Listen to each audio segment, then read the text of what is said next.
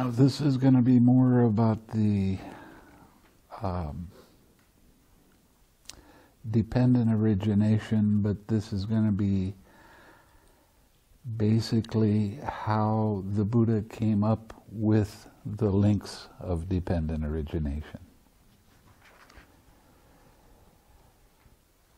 Monks, before my awakening, while I was still a bodhisattva, not yet fully awakened, it occurred to me, alas, this world has fallen into trouble, in that it is born, ages, and dies. It passes away and is reborn, yet it does not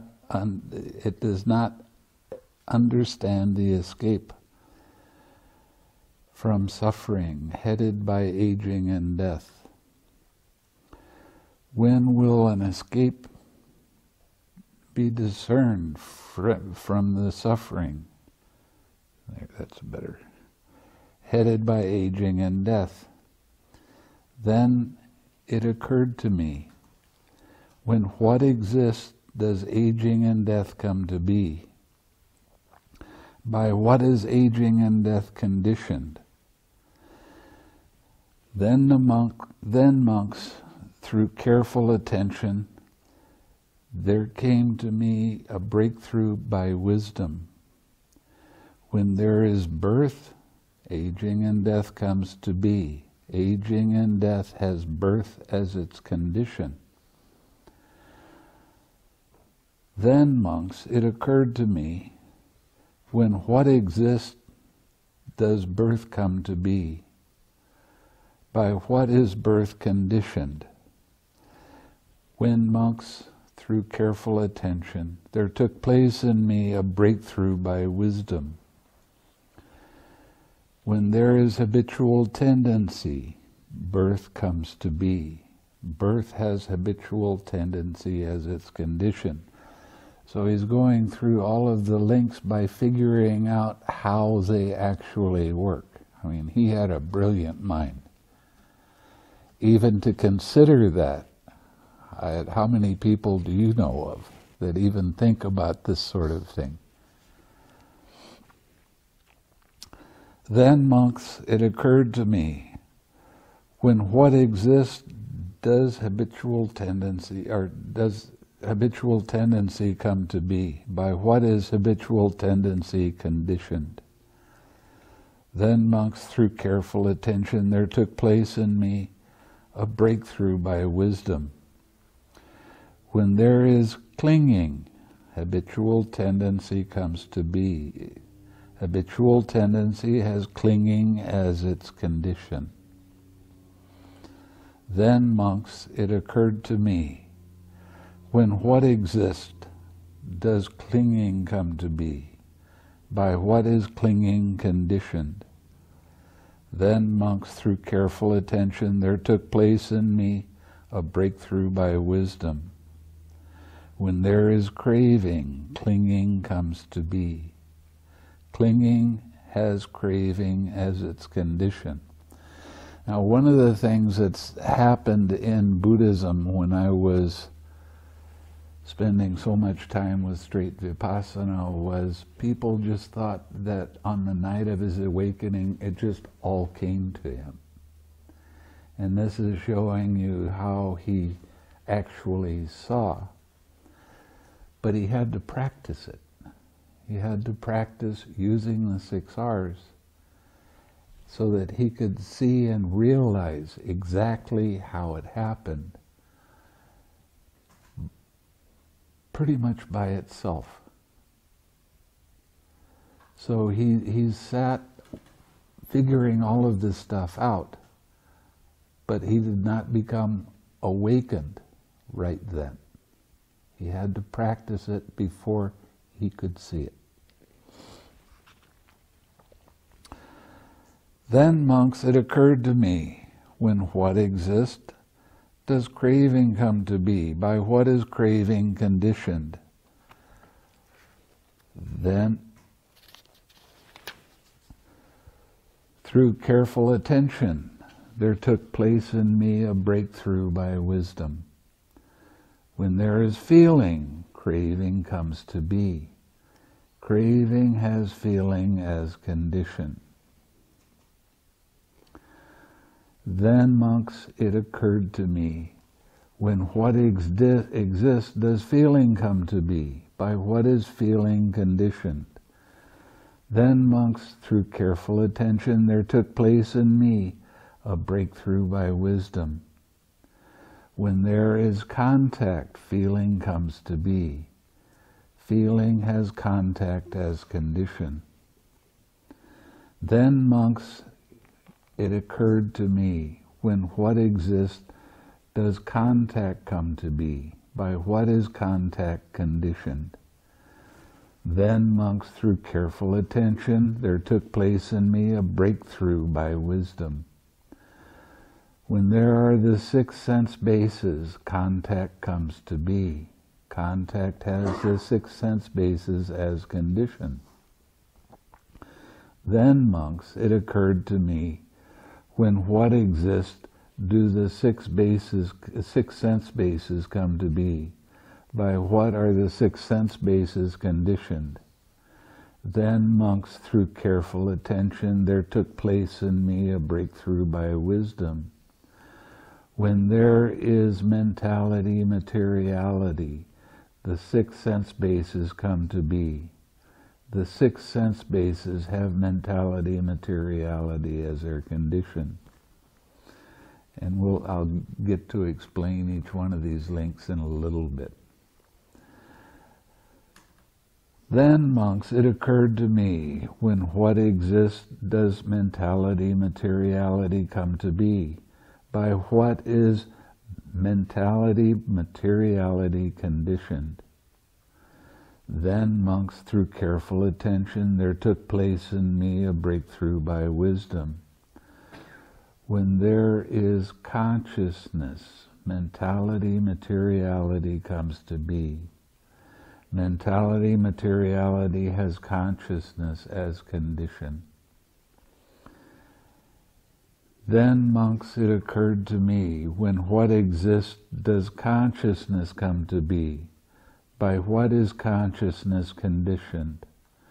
Then, monks, through careful attention, there took place in me a breakthrough by wisdom. When there are formations, consciousness comes to be. Consciousness has formations as condition. Then, monks, it occurred to me, when what exists do formations come to be, by what are formations conditioned. Then, monks, through careful attention, there took place in me a breakthrough by wisdom. When there is ignorance, formations comes to be.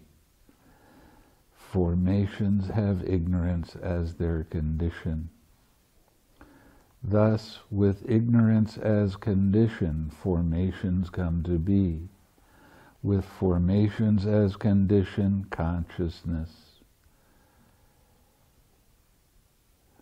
And then it goes ...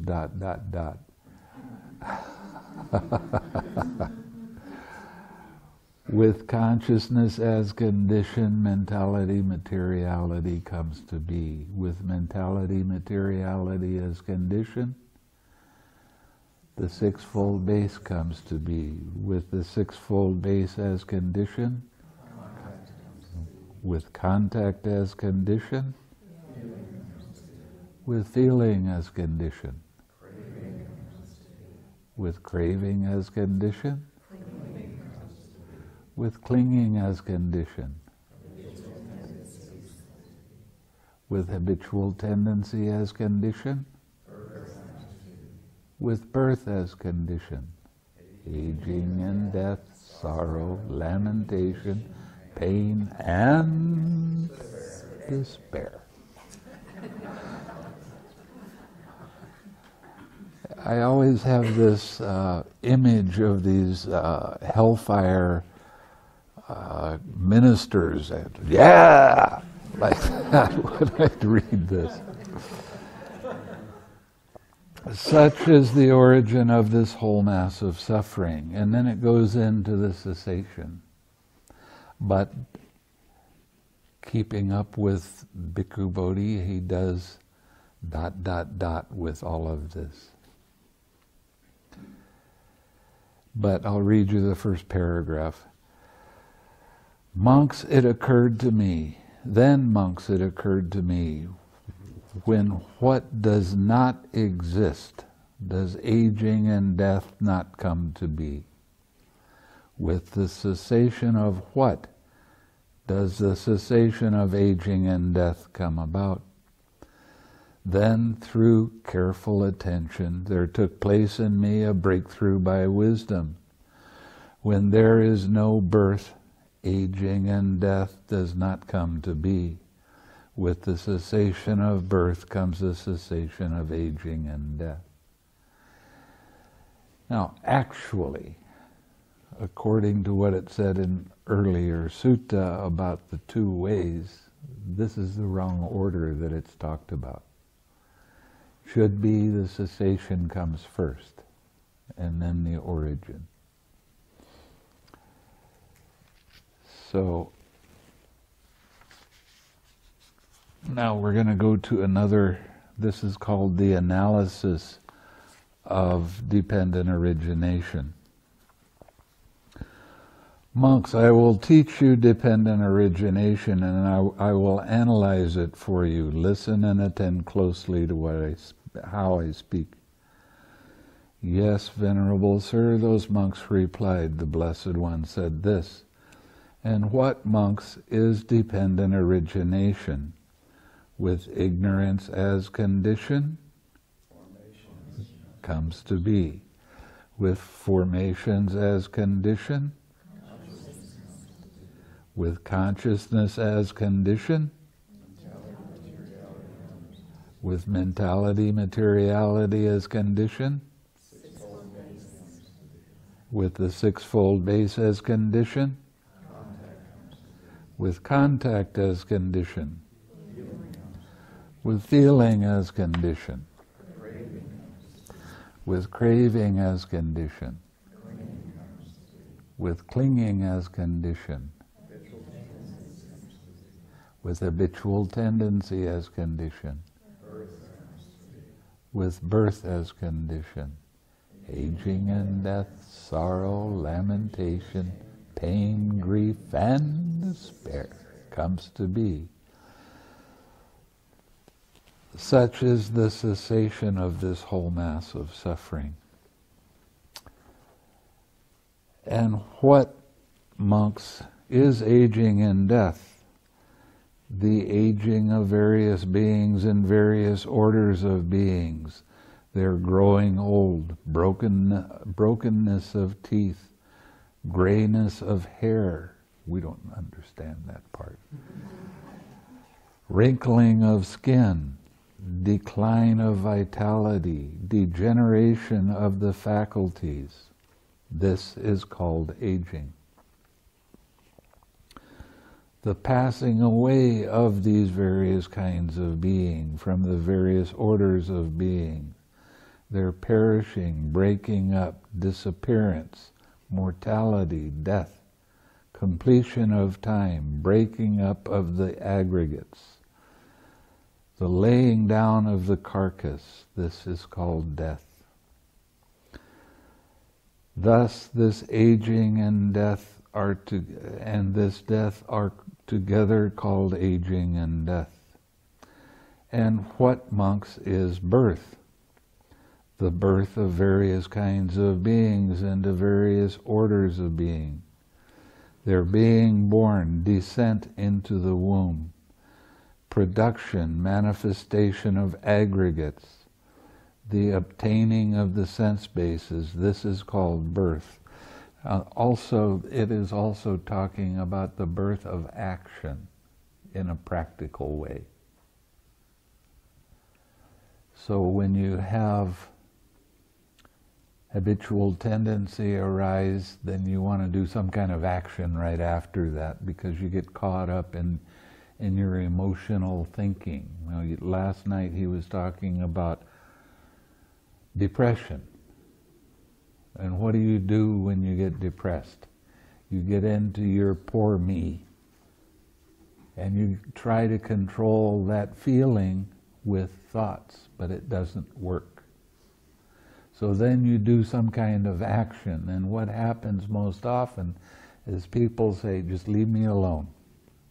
And they go into a dark room and they stay there for a period of time. Or they walk around with negative mental states. They walk around with complaining and just not being satisfied with what their life is like.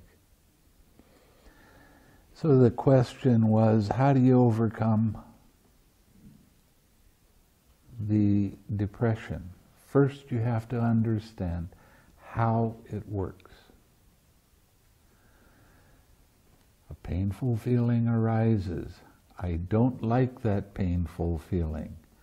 I have a story about this painful feeling and get caught up in trying to control the painful feeling with thoughts. Now, when you start to learn how to use the 6 R's, what happens? A painful feeling arises, craving is there, and you relax right then. When that happens, you don't have clinging arise. And if clinging doesn't arise, habitual tendency doesn't arise. And now you're starting to see that this, in fact, is a process. And it's not personally yours. This isn't me. I didn't ask this feeling to come up. Did I sit down on a chair and say, you know, I haven't been depressed for a while. I might as well be depressed now. No, it happens because there is a process in mind, and it works exactly the way for all human beings. When you start seeing that that feeling is not yours personally, then you start losing all of this other stuff that makes you feel worse and worse. And I've seen in some scientific papers that people, there's about 75% of the people in this country that have depression. Isn't that strange? How do you overcome depression? Use the 6 R's. Learn to smile. Learn to laugh. Help other people. And this is important. My mother, when I was growing up, she ran a nursing home. So I got to go up and help. And I got to meet some of the most fantastic people that were old. That was their only problem. They couldn't get around. They had trouble moving. So they were taken care of.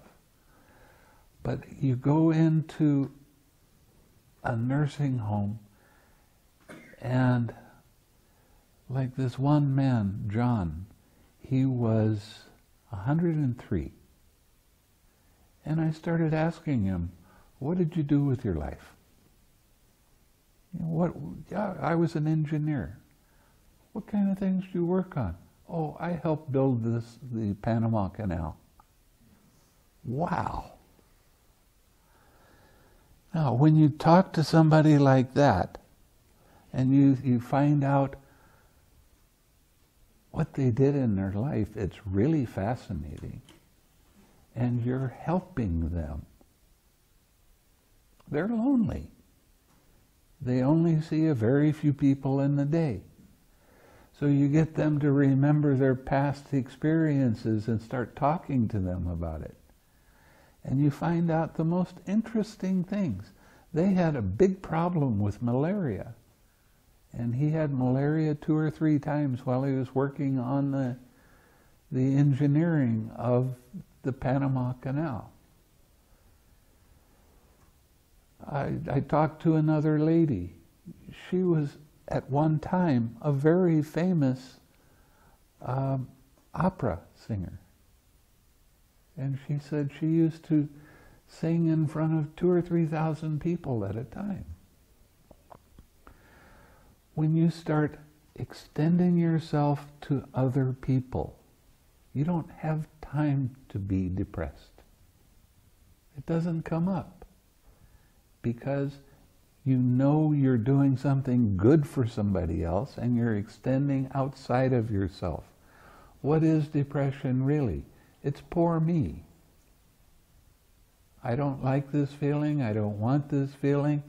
This makes me sad. Well, go make other people smile. Why do I tell you I want you to smile all the time? And give your smile away. Because you're extending outside of yourself. And you start caring for other people. And it's easy to have friends when you're smiling.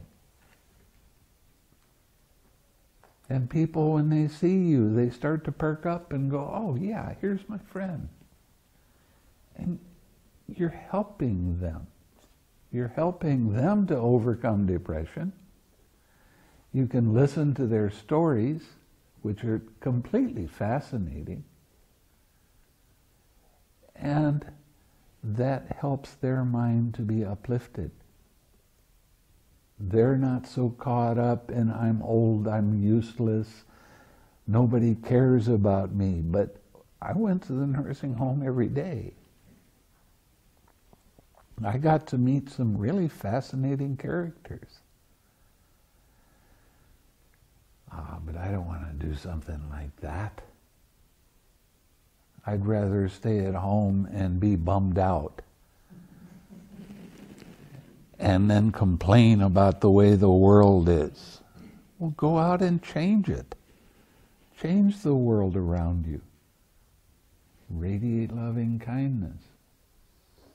I used to spend, after I went to a meditation center, I lived in Hawaii, and then I came back and I wanted to see what it was like to be with somebody that died. So my mother was very used to being around people that died because about once a week somebody in the nursing home died. There was 50 people in the nursing home that were being taken care of. So she would tell me, in 3 or 4 days, this person is going to die. So I would go in, and I was a complete stranger to them. I would be radiating loving kindness to them. And I said, are you Christian? Yes. Would you mind if I started reading the Bible to you? And I had some special verses that I went to, and one of them was, in the Bible, it has the precepts.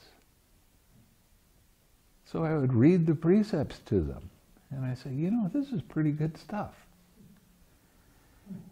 And I would tell them, you know, it's a good thing to repeat that every now and then because it helps your mind be uplifted. So I would do that every now and then. And I would get with some people that had Alzheimer's, and they just had no memory at all. And then I'd start talking to them, if they could talk, about some of the things that they did. And their mind came back. And I would share merit with them. And they would be really coherent for a period of time. How do you help the world be a better place to live? You be better.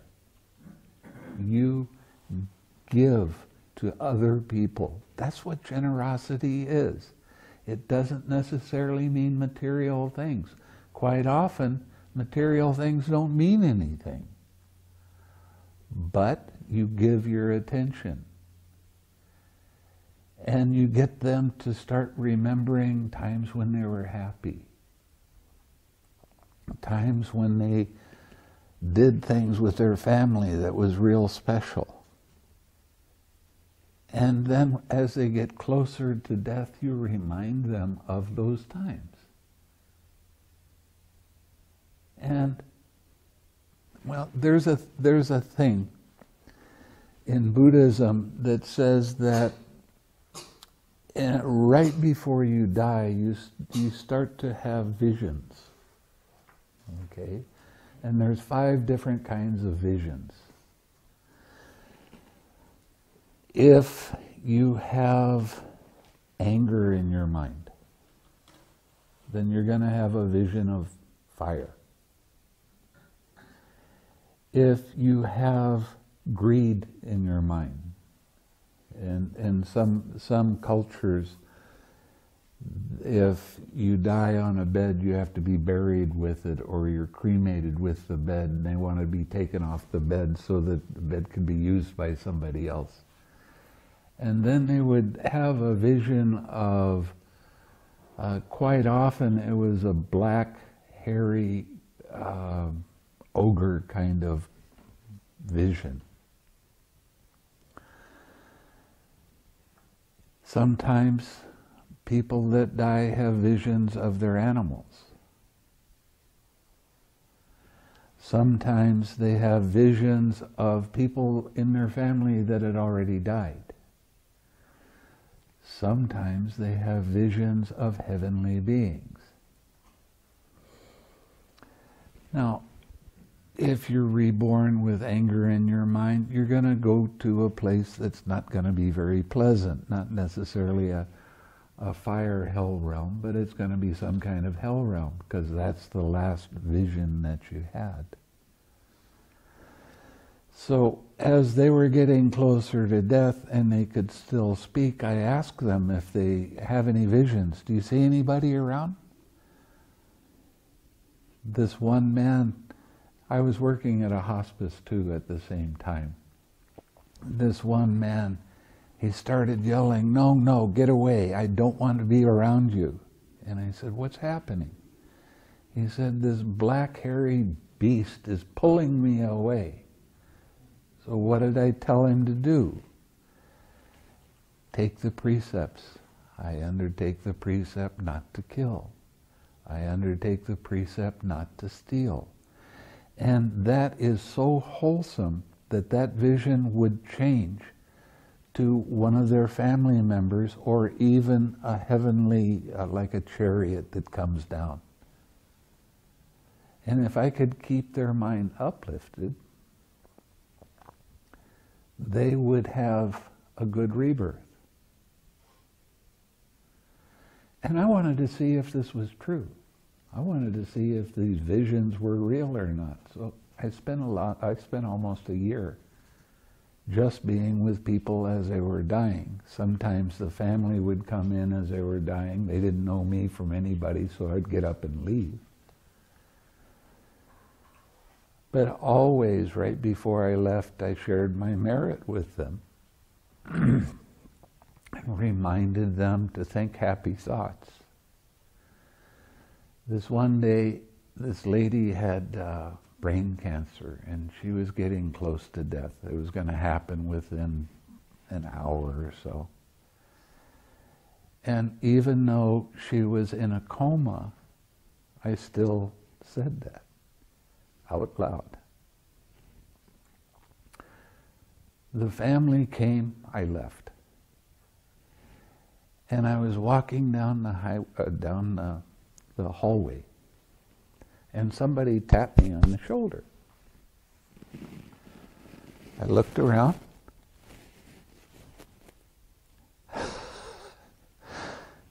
Nobody's there.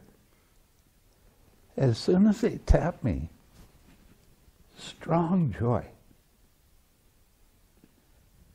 And I turned around and went back to the room, and that lady had just died. Smiling. Great stuff.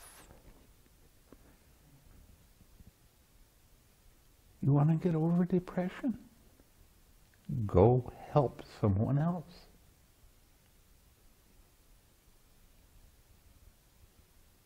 Practice your loving kindness the whole time.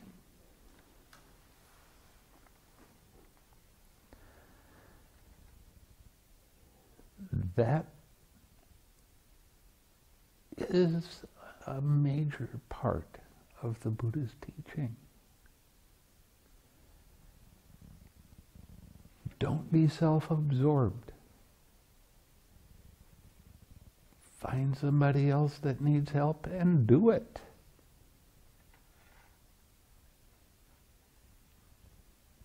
Now, it was an interesting thing during that time. I was making $100 a week, take-home pay, $100 a week. This was in 79, something like that. $100 a week went further than it does now. And I was staying at my mother's house, but I was giving her half of what I was making. So I gave her $50 a week. And there was a lady there that she had a disease where her brain was shrinking and she was losing her memory. And I thought, maybe we can get the circulation going a little bit if she'd had some acupuncture. So I went to the family and I said, I want to take her and get some acupuncture treatments to see if it can help her. And they said, fine, you can do that, but we're not going to pay for it. So I did. $35 a week. That's $85, right? I sent $10 a week to a monastery in India that I wanted to see grow. I spent $10 a week by just giving my mother a $10 bill. That's $105. I always had money in my pocket.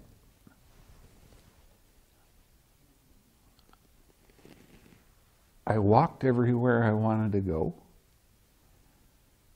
and I was really healthy, and I took care of Dhamma. I never got everything I wanted, but I got everything I needed. I was driving 35 miles a week to teach a meditation class.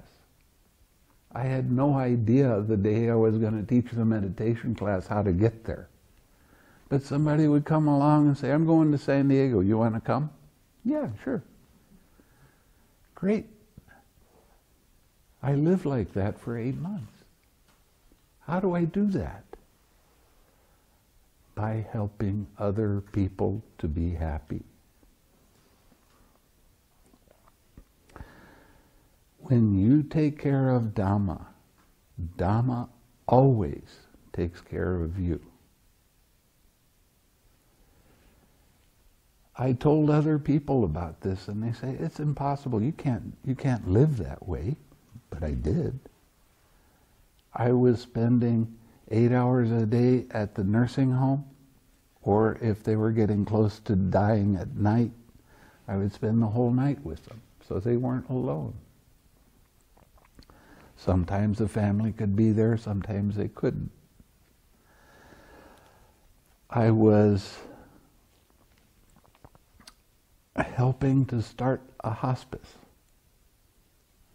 And every now and then I would get some extra money, I would give it to them. I always had what I needed. And this is a principle that is real. I mean, I lived it for 8 months. I never went without the things I needed. I didn't always get what I wanted, but it's a nice way to live. And then I decided I was going to come to Asia and ordain. And I thought, well, I'll just ordain for 1 year. And I immediately went to a meditation center, and after that, that's when I ordained. And then after about a year, I decided, no, I don't want to disrobe quite yet. That was 28 years ago.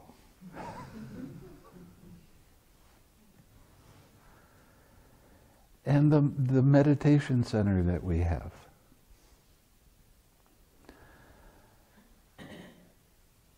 we didn't borrow any money to get the land.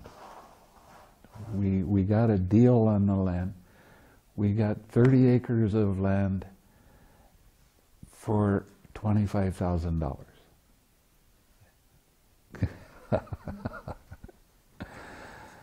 It's a little bit different in California, I understand. And now the land has gone up. It's really getting kind of expensive. It's $800 an acre now. And we always worried whether we were going to have enough money, for we paid quarterly, so it was about $875 a quarter. We never didn't have the money to pay for that.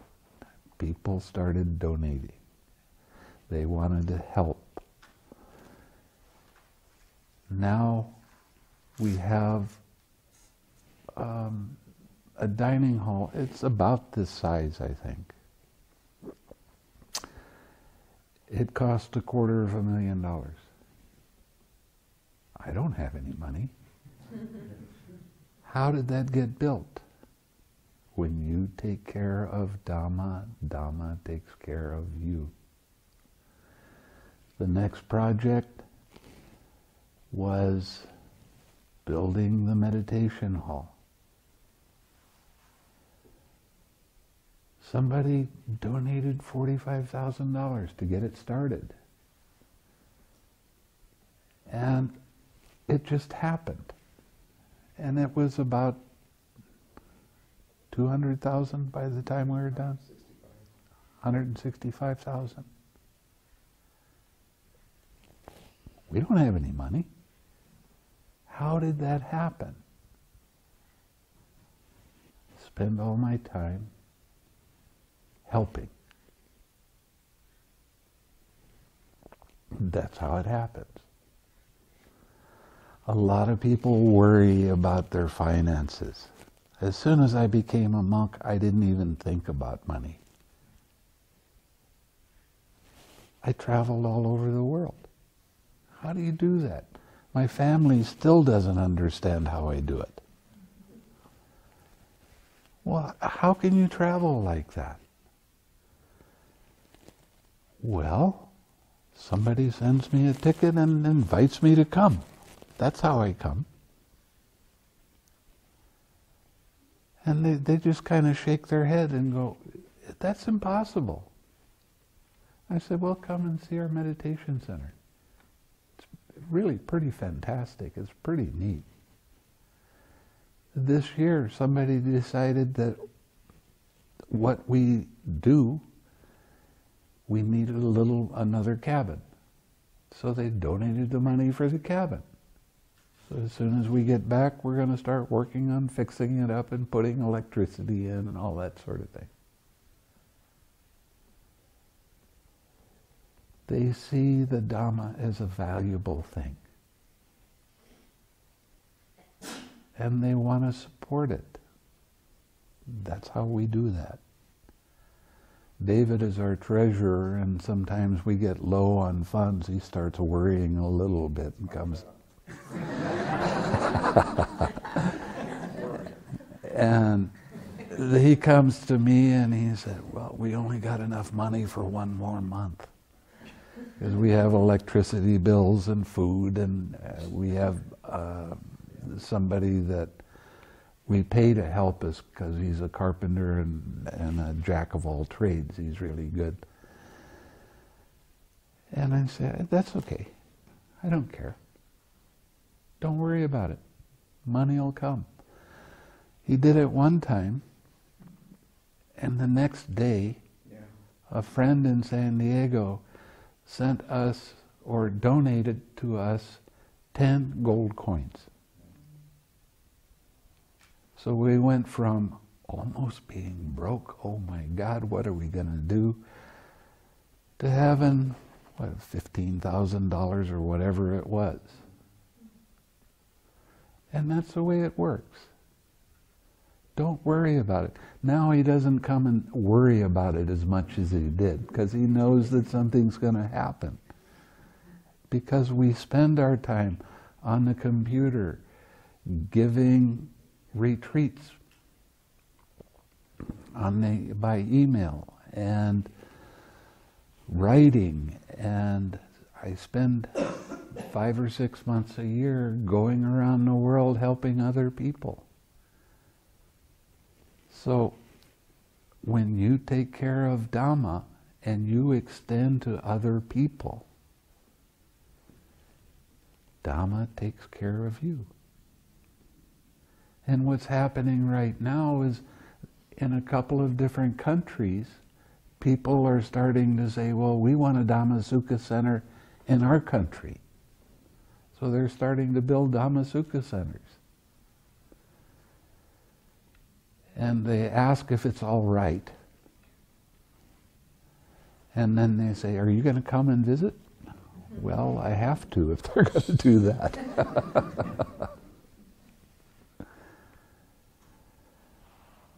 But the Dhamma is growing at a very nice pace. I mean, the Dhamma that is sutta-based. And it's starting to catch on. One of the things that happened when I first came back to this country is I stayed in Washington, D.C. for about a year at a Sri Lankan temple, and that's where I met Sister Kema. And she started thinking about ways of advertising and get people all enthusiastic because she saw the benefit of doing this. And I told her, you know, when I give a talk to 100 people, if 2 people really understand, I consider that a very successful talk. And she's saying, 2 people? It's got to be more than that. And I said, I don't want to advertise. I want the Dhamma to grow so it has a good foundation, a strong foundation. And now it's happening. The first 2 retreats I gave was for 1 or 2 people. And look now. And I have complaints that we want to have more people come to your retreats. I can only handle so many. But then we have people that are successful with the meditation and they're starting to teach too. And that's just great. As long as whoever starts teaching teaches to smile and the 6 R's. So the Dhamma is growing at a very rapid rate right now. A lot of meditation centers, they have people that have gray hair that come to the meditation, but they don't have many young folks. In Indonesia, there must have been a dozen couples that had children and came to me and they said, can you give a retreat for our kids? Well, yeah, of course. So this coming year, we're going to give a retreat for about 35 people under 20 years old. Oh, sometimes the families will come, you know, all the kids will come and mom and dad are doing the meditation. And they have 2 or 3 kids. There was this one family that was remarkable. Had a 12-year-old girl and a 10-year-old boy came to the retreat. The 12-year-old girl became a Sotapanna. And she said, "Am I the youngest person that you taught and was successful?" And I said, "Yes." And 2 days later, her 10-year-old brother, and he was successful and became a Sotapanna. So I told her she wasn't the youngest anymore. But this can happen for any age people. I had one lady, 81 years old. It was not even a residential retreat. She went home every night. And she got it. She became more than a Sotapanna. It's amazing. And it's not because of me. It's not because of, quote, my teaching. It's because I found out the importance of reading the suttas. Because they're really systematic. They give it to you the way it should be given to you. And you start understanding it. And you start paying attention. In the last 3 years, people are really starting to get it. And as I told you before, and this is not bragging on my part, because they did all the work. All I did was read a book to them. Half of the people in 3 different retreats were successful. They became at least Sotapannas. That's remarkable. Just because I'm willing to read what it says in the suttas. And you're starting to get it now. Some people are being quite successful. Great stuff. Really makes me happy. So, the whole thing with depression is you have to learn not to be selfish. You have to learn to give. Give kind words. You know, you go in a line and the cashier is there, and that's a hard job. And they have to be doing all this stuff, and some people are not happy with this, and oh, I got to change this, and I got to do that. And you say something to them about how you appreciate what they're doing. You're practicing your generosity. You're getting rid of the self-centeredness that happens so much in this country right now. And you're helping them. And they're happy when you leave with other people right behind you for a little while. Then they'll get caught up in their old habitual tendencies, but they were happy for a moment because you took the time to appreciate them as a human being. That's how you overcome depression. Smiling, laughing, helping other people to laugh.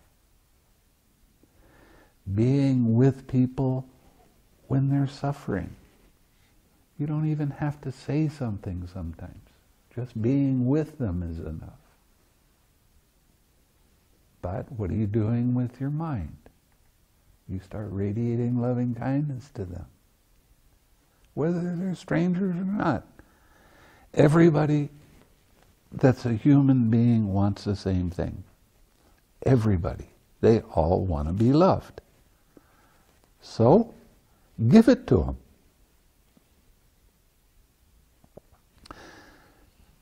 That's how you affect the world around you. That's what this teaching is about. In India, during the time of the Buddha, I think I might have mentioned this before, I've done it in a few retreats and I get them mixed up whether I did it or not. The way they measured wealth was not by how much money they could hoard and have themselves, but by how much they gave.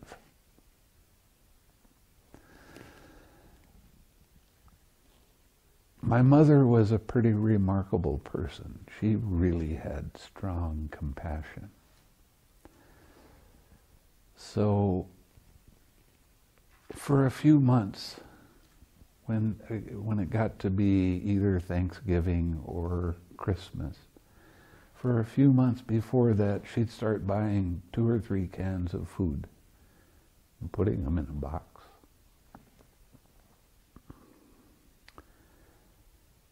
And then somebody that had gone through a rough time, we'd take the box, put it on the steps and walk away.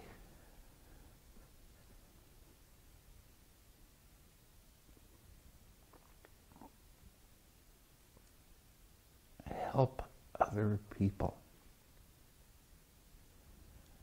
One of the things that the Buddha said was, if you saw the advantage you get by feeding other people, you would never eat alone. Why are you in this country right now? There's plenty of food. But you're in this country right now. You're not in Africa starving to death because in the past you shared your food. Share it with everybody. When I was at a meditation center right after one of the teachers from India had left, every time we sat down at a table with him, he would take food off of his plate and put it on yours. What are you doing that for? I can take that if I want it. Oh, I like to give.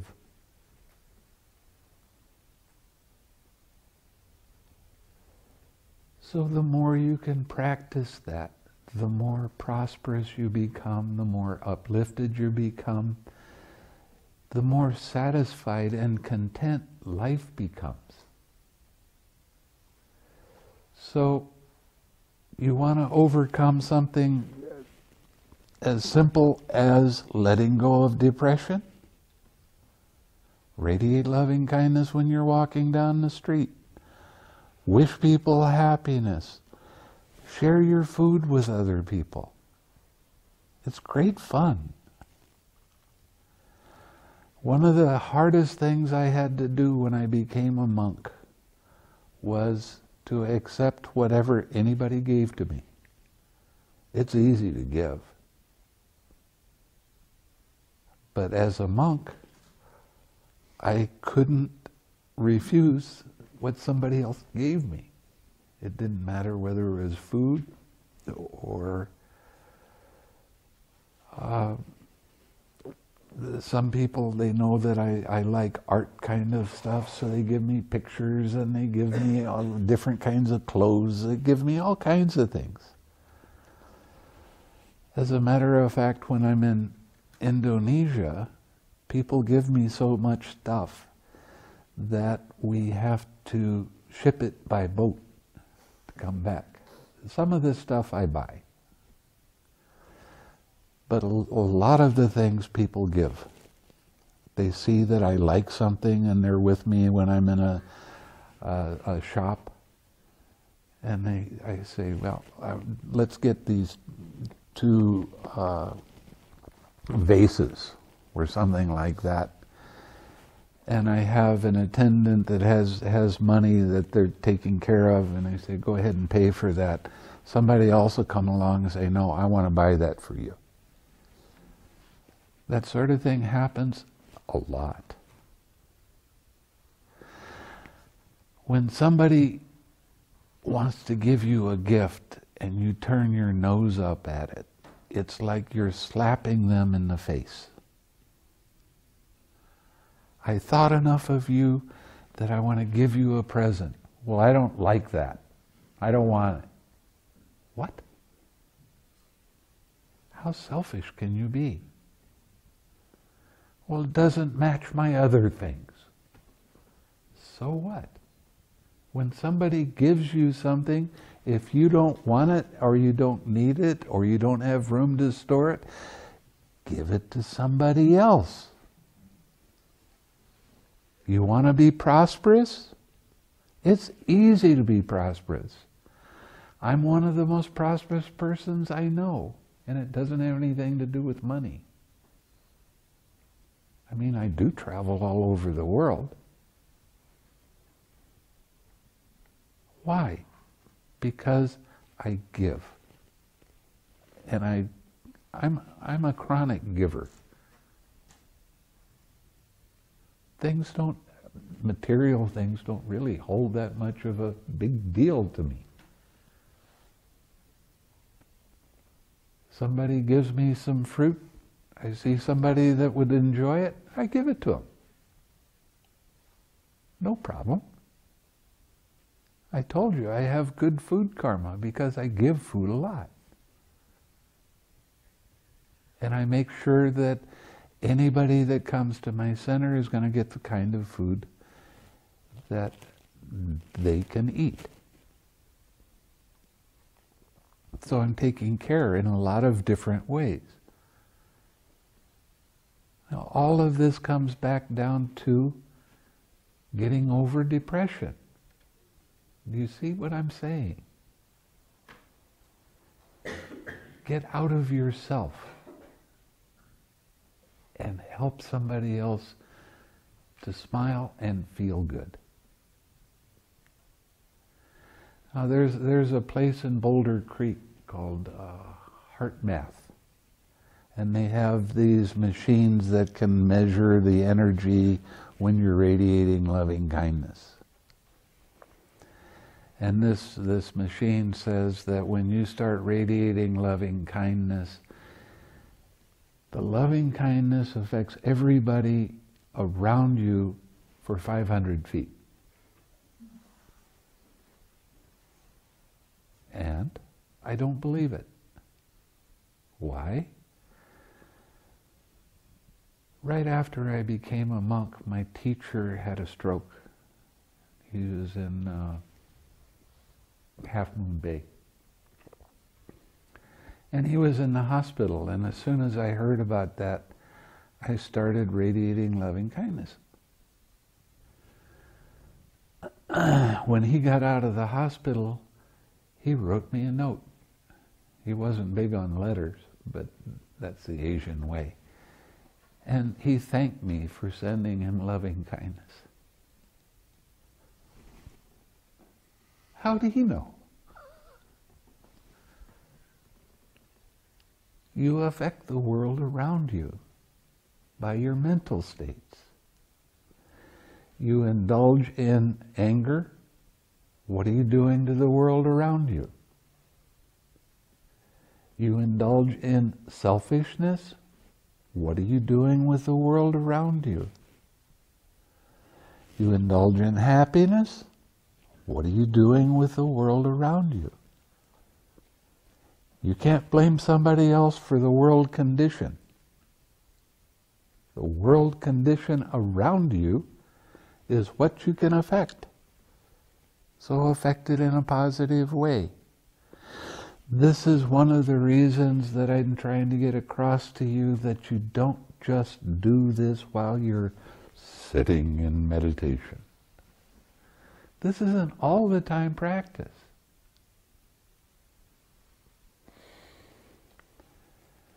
There's a couple that they were the ones that were instrumental in me going to Indonesia. The wife was Indonesian and she married an American. Right before they got married, the man's father came to him and he said, "Do you want to have a successful marriage where you're not fighting and you're not bickering?" Because that happens a lot. And he said, "Yeah, what do I have to do?" And he said, "It's real simple. Everything your wife says is right. And you let her be right, even though she's dead wrong. You don't fight with her about it. You let her be right, and then you can discuss what her ideas are." They've been married 7 years. They have not had a fight in 7 years. Can anybody else say that that's married?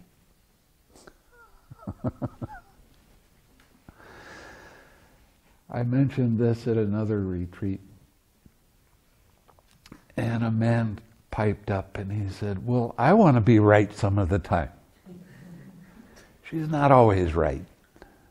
So he said, "How about if I'm right Monday, Wednesday, Friday, Sunday, and she's right Tuesday, Thursday, Saturday?" No, you'll forget about that. Let the woman be right. It doesn't matter.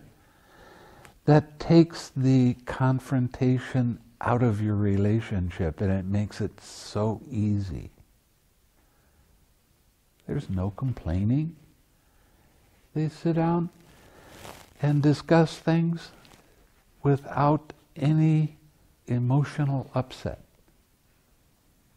Sometimes they can agree, sometimes they can't, and they agree to disagree. And they don't start complaining because, well, you're doing it this way. No, just let it go. What difference does it make? So there's a lot of things that you can do to overcome depression or anger or dissatisfaction. You can overcome this easily by not taking these things personally. Somebody else's opinion, even if they come at you with anger and they come at you with dissatisfaction, they can do that, and I can still be happy. They say things that are incredibly hurtful. They can do that. That's their opinion. That doesn't mean it's right. And it doesn't mean that I have to defend myself. But what do you do when somebody comes at you like that? You start sending them loving kindness because you see that they're suffering. What's compassion? Seeing somebody else suffer and love them without any other conditions. Just love them because they're there. Radiate loving kindness. You'd be surprised how much better your relationships become when you can remember to do that. That's what being content is all about. What's the definition of contentment? I looked it up in the dictionary. Being happy.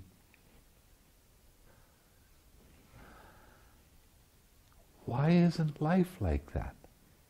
Because we like to take things personally, and we like to make things complicated, and we like to make things be the way we want them to be when we want them to be that way. But that leads to suffering. And you're doing it to yourself. Remember, that's what a meditation retreat is about. Doing it so often that you can remember to do it when you get off retreat.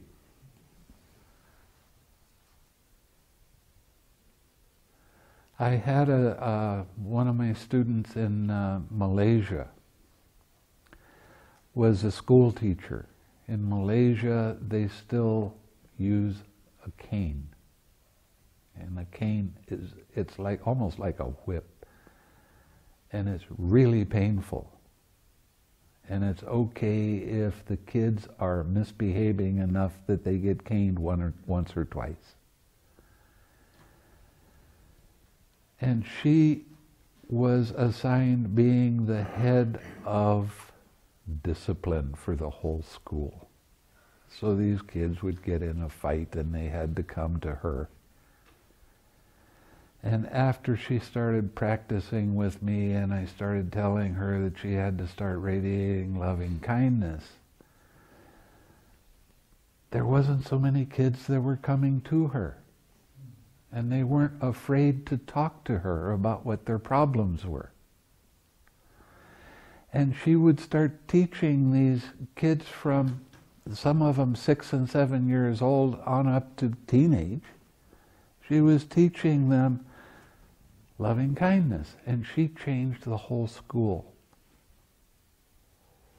And they started taking an interest in learning, not resisting.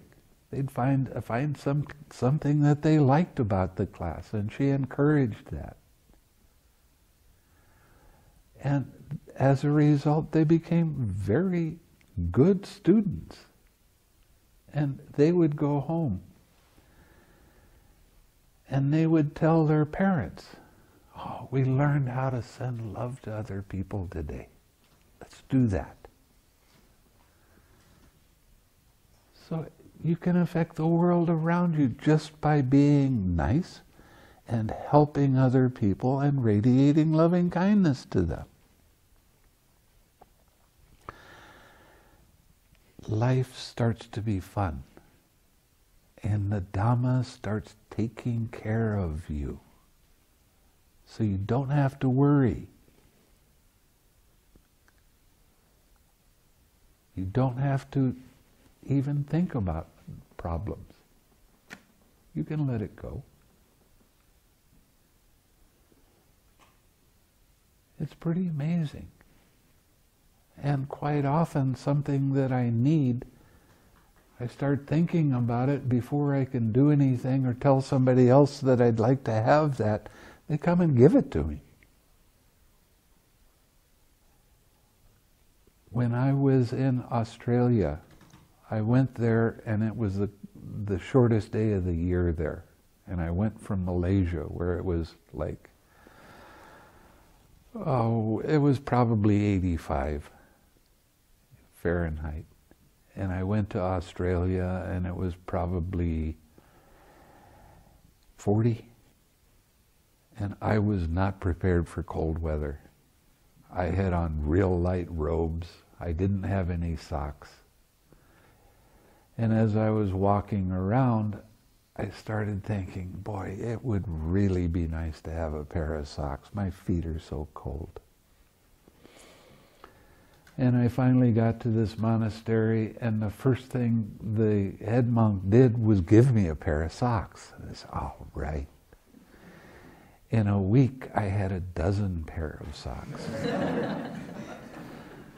And literally, I was walking around going, I don't need any more socks. Please stop the socks. And to this day, people still give me socks. So I get to give socks away to other people. And quite often what you give, you get. So I keep having them come back for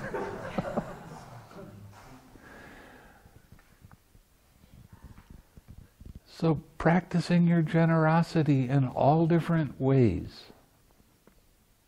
is how you overcome depression. And you start getting more healthy. Keeping the precepts is a real important thing to do. It's real good because it's a kind of protection for you. A lot of people come and they say, I want to teach this stuff. What do I have to do to learn that? Keep the precepts. Be the example. Show other people the compassion that you're cultivating all the time. That's how you teach other people. People learn by example. especially children. They see you fighting with mom or dad, then all of a sudden they're fighting with brother or sister. But they see loving and kind, then they want to get in the middle of it. I want some of that. That's good stuff. And they start appreciating other people around them. So, this practice is life-changing if you practice it, if you do it. You will be prosperous. You'll get what you need.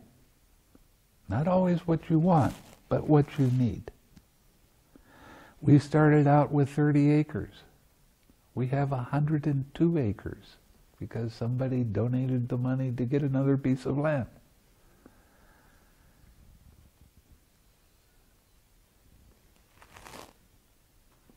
That's how it works. So the birth of action can be positive or negative, depending on you and your perspective. And if you want to have a pure mind, you need to use the 6 R's. And you need to use the 6 R's all the way down to letting go of ignorance. Then Nibbana occurs. So the more you practice this and use the 6 R's during the day, when your mind starts to get tight, or you start to have an emotional thing arise, you need to use the 6 R's. And you need to laugh. Oh, I have one student that is very highly emotional. And she comes running to me and she says, I'm so sad. I've really hurt a lot. What can I do with that? So I said, laugh. I can't laugh now. I'm in pain. So I start laughing. I said, listen to how ridiculous this is. You're taking all of these thoughts and feelings personally. Isn't that funny? And I keep laughing, and before long, she's laughing, and then she's not emotional, she's not in pain anymore. How do you affect the world around you? The whole thing with mindfulness is remembering to do it. Remembering the 6 R's. Remembering to laugh at how crazy this thing is. Every time it takes something personally. That makes me mad. Isn't that funny?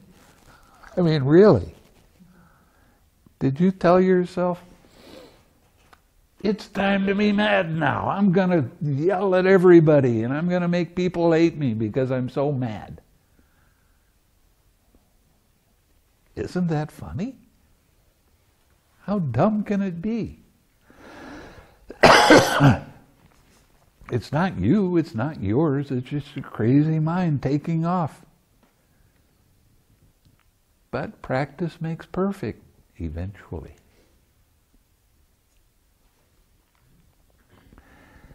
And the times when it's hardest to do that is when you really need to do it the most.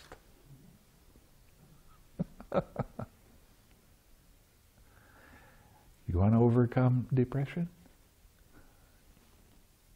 See? It's easy. It's not such a big deal. But I have chronic depression. Okay. Then figure out how it works. Help somebody else that really has problems. Because depression is a made-up thing in your mind. It really is. And something that you're taking personally. Help other people, you stop thinking about yourself.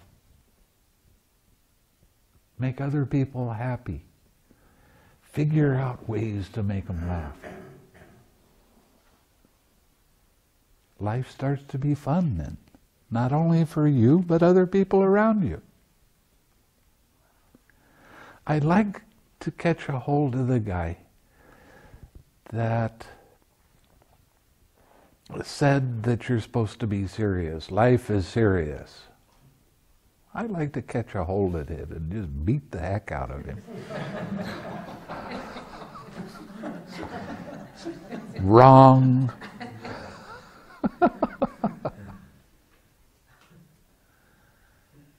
Okay, I'm going to get off my soapbox now.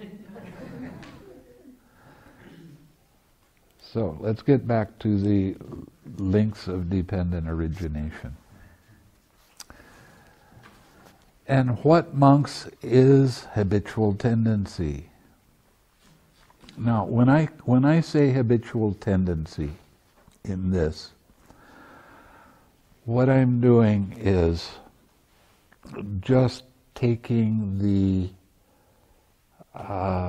practical aspects that you can see and recognize. But there is more to this than just the emotional tendency. It's also wanting to get into different jhanas or arupa jhanas.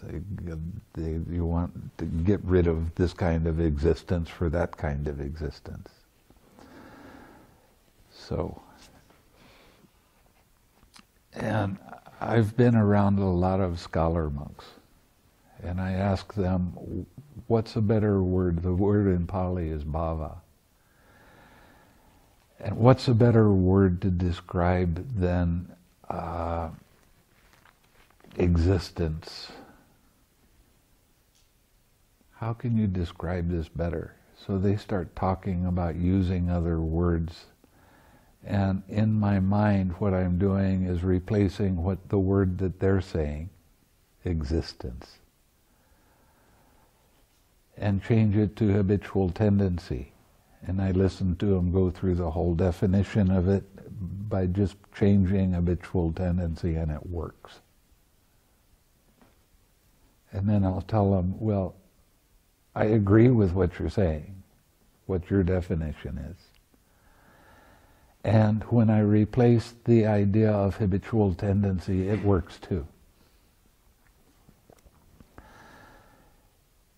And all of the scholars that I've really talked to about this, they've all agreed, yeah, this is a good definition, but it's not a complete definition.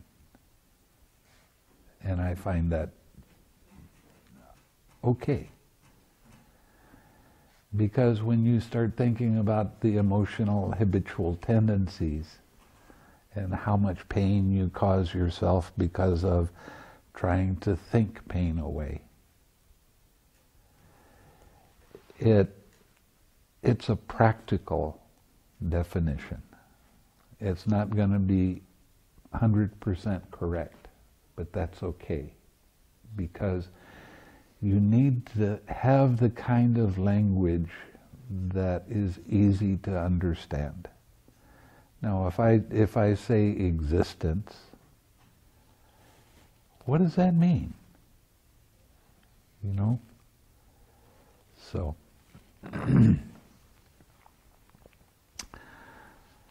okay, now, and what, monks, is clinging? There are 4 kinds of clinging.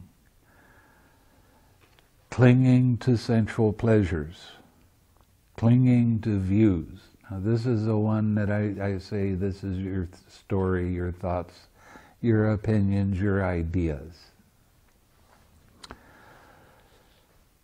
Clinging to rules and vows. there is a phenomena that happens with monks. And some monks are really interested in the rules of discipline, and they're very, very strict with them. And they get arguing with other monks about, is this really so or not? And they start fighting because of the rigidity of, it says it here, it's this way, and that's the way it is. There's not an openness of thinking. And people that take vows, and they have their rites and rituals, you have to do it this way. If you don't do it this way, you're wrong. And that causes an awful lot of suffering in your own mind when you're over rigid. Now, when I talk about, and tomorrow I think I'm going to bring up a sutta about the Eightfold Path, I change the words. Instead of right, which is part of the definition of Samma, I change it to harmonious. Okay, so you're in harmony with your opinions and ideas. That means you're not fighting with anyone. They can have a difference of opinion. They can say, you got to do it this way. But if you're in harmony, it's more peaceful. It's more calm. It leads to more balanced mind. And as I said, I'll do more of that tomorrow. And clinging to, this as a doctrine of self, but clinging to taking things personally. This is called clinging. And what, monks, is craving? There are these 6 classes of craving. Craving for forms, craving for sounds, craving for odors, craving for taste, craving for tactile objects, craving for mental phenomena. This is called craving. Now, this is a definition that's hard to understand because of the way it's presented. You have 6 sense doors, okay? Every time one of those sense doors arises, it causes a feeling to arise, pleasant, unpleasant, neutral. Right after that is where that craving is. And craving is always, I like, I don't like. This is the start of suffering. This is where it's best if you can remember the 6R. If you can't, get caught up in the other stuff, and then 6R. But always when you let go of the craving, there is this moment of no thoughts, very clear mind. One of the things that happens with 6Rs, because I talk about it so much, is that some people try to use 6Rs to beat things away. It's like it's a stick, and I don't like this feeling. 6R, 6R, 6R. But it doesn't go away. It's not supposed to go away. It does on its own. When you go deeper in your practice, you'll get to a place where you'll see the very beginning of something arise, and you 6R right then, and it keeps arising. But you don't keep your attention on it.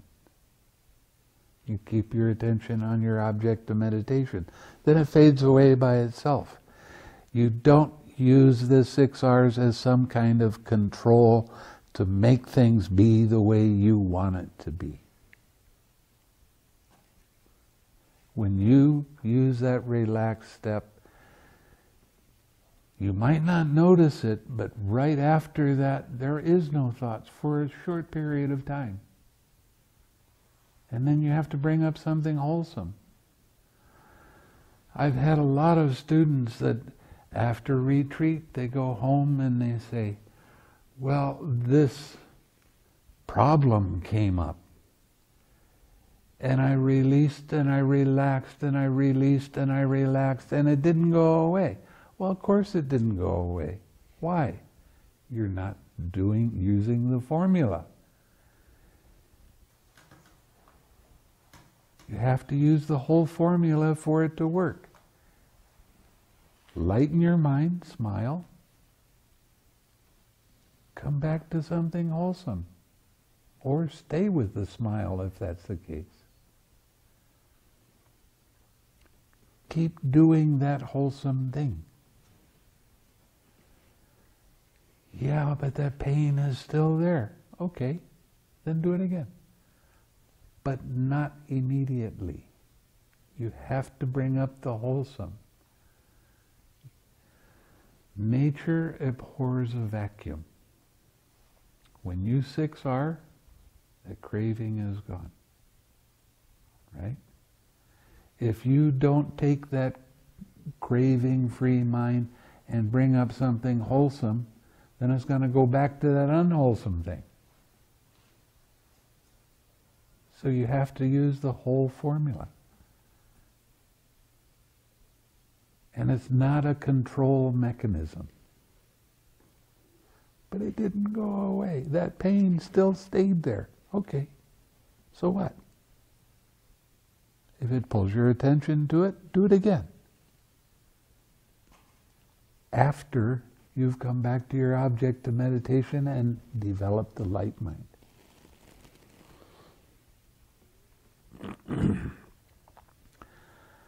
We cause ourselves a lot of problems when we repeat the thoughts. And why do repeat thoughts arise? This is me, this is mine. I don't like this. I want it to be different than it is. I want it to change the way I want it to change. 6Rs aren't for that. 6Rs are just for letting go of the identification, even if it's just for a short period of time. But you use the 6Rs all the way. Coming back to an uplifted thought. Coming back to a smile. That might not even stay for very long before you bounce back to it, to that pain. Okay, then do it again. Don't keep your attention on the pain, because that's how you make it bigger. It grows. It gets stronger. So, be patient with the 6Rs. Patience leads to Nibbana. And it does. And I'll be patient as long as I get it the way I want it, when I want it that way. Uh-huh.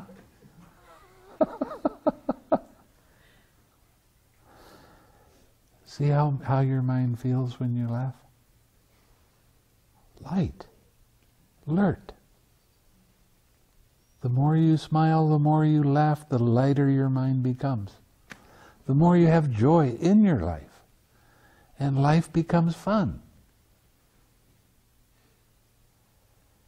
The person that does the interviews in Indonesia, she's just great. She really knows English well, and she's really good at translating. And she has to translate during the interviews and that sort of thing. So we're waiting for somebody to come.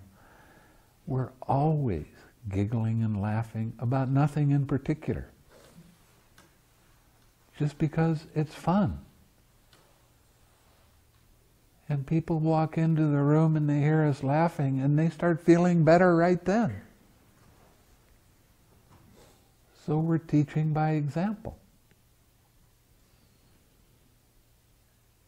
It's really nice. Great fun to be around her. And she's married, and it's not to do with anything except there's two human beings that really appreciate themselves, and they say things that we laugh with.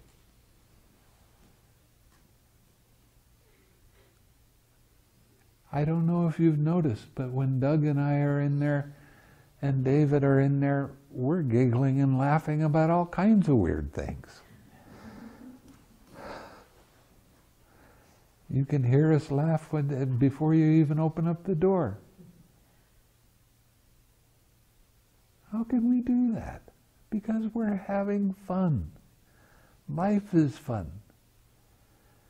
We like to be happy, so we are. We practice it.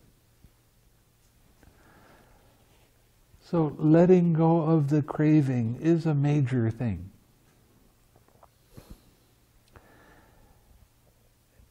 And the more you can remember to do that without putting demands that your reality be the way it's supposed to, you want it to be, or it, quote, should be. That's another word I want to take out of the vocabulary, should.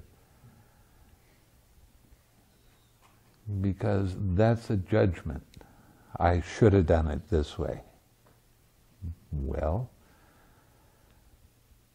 it's already done. It's gone. Why do you criticize yourself with a should? No need. Okay.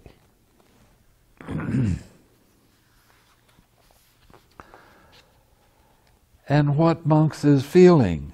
There are 6 classes of feeling.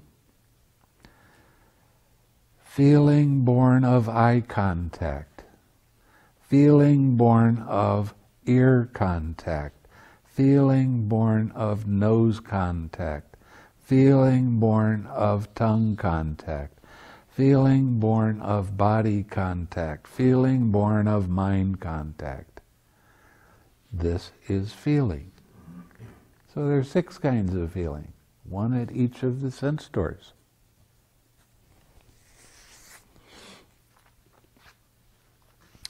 And actually, there's a sutta that there's 108 kinds of feeling. That's really getting picky. And what, monks, is contact? There are 6 classes of contact. Eye contact, ear contact, nose contact, tongue contact, body contact, and mind contact. This is called contact. And what, monks, are the 6 sense bases? The eye base, the ear base, the nose base, the tongue base, the body base, and mind base. And what, monks, is mentality and materiality? Now listen closely to this so you really can understand. Feeling, perception, contact, attention, this is called mentality. Feeling is mental, not physical. Feeling is mental. Okay, think about that for a little while. This is called mentality. The 4 great elements and the form derived from the 4 great elements. This is called materiality. 4 great elements: earth element, fire element, water element, air element. Okay, everything material is made up of these in different degrees. That's what material form is. One of the things that's real interesting, during the time of the Buddha, there was a lot of people that were practicing different forms of yoga, and they didn't connect body and mind. They got their body in different postures, and they said it's all mental.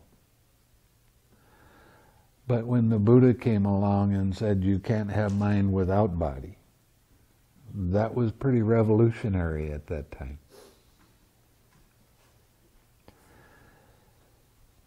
And when you see that tightness in your mind and you relax, you're relaxing your body, but you're also relaxing your mind at the same time.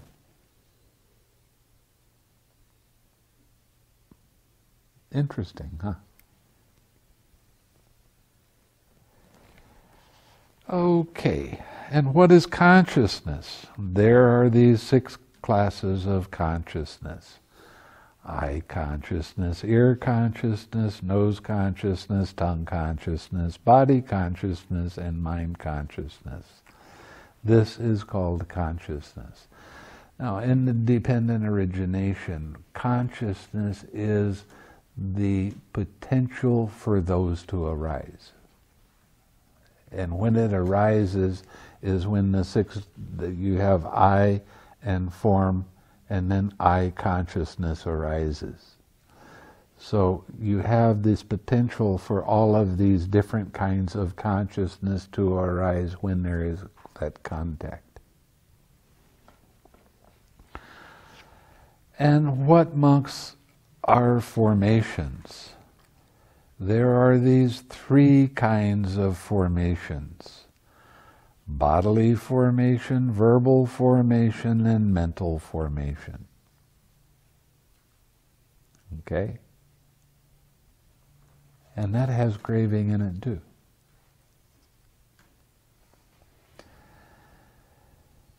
And what, monks, is ignorance? Not knowing what suffering is.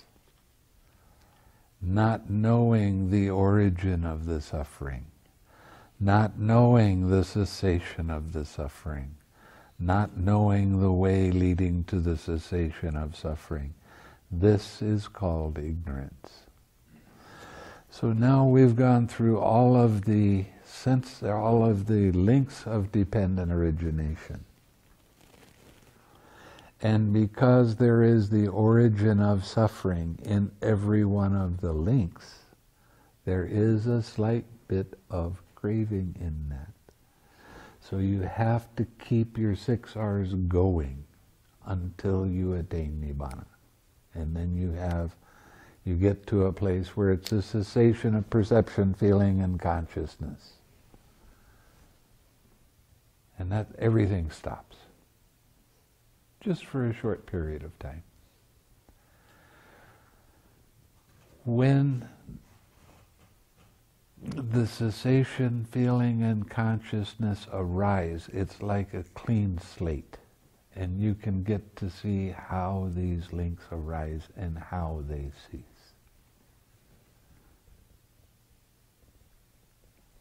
You get a great deal of relief.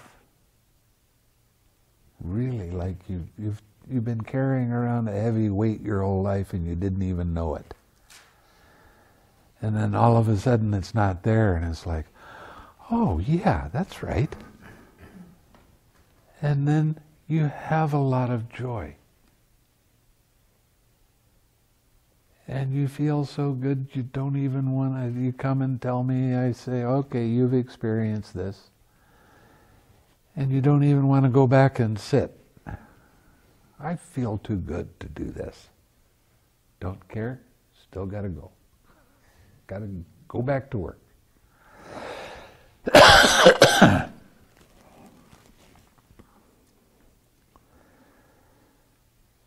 So again, this is how the whole process works.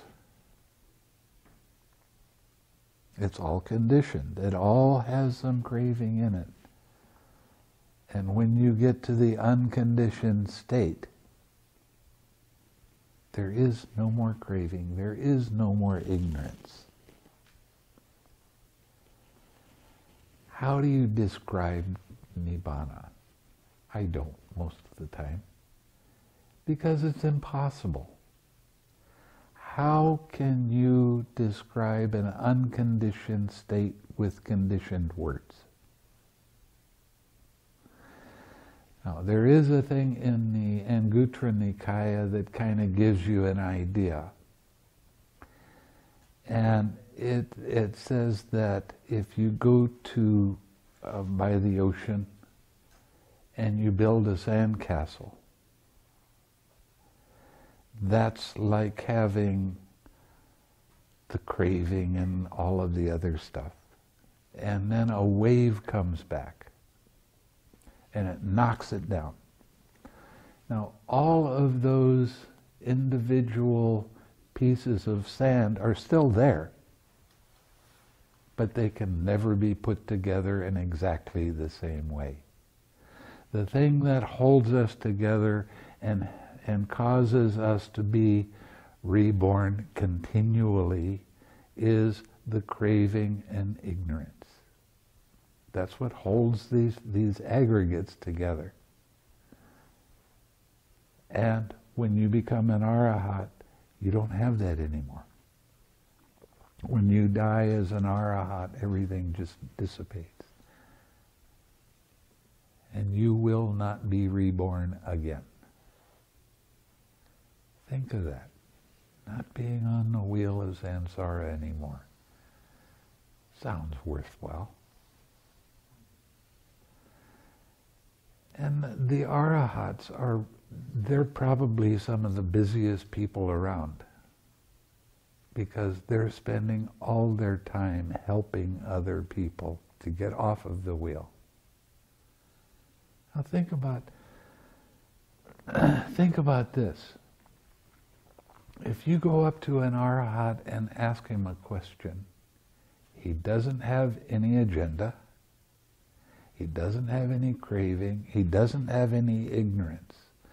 So the answer he's going to give you is going to be super clear. It's just your ability whether you can hear what they're saying or not. It'd be nice to have one around, don't you think? I'm working on it. Why don't we share some merit now? May suffering ones be suffering free and the fear-struck fearless be. May the grieving shed all grief and may all beings find relief. May all beings share this merit that we've thus acquired for the acquisition of all kinds of happiness. May beings inhabiting space and earth, devas and nagas of mighty power, share this merit of ours. May they long protect.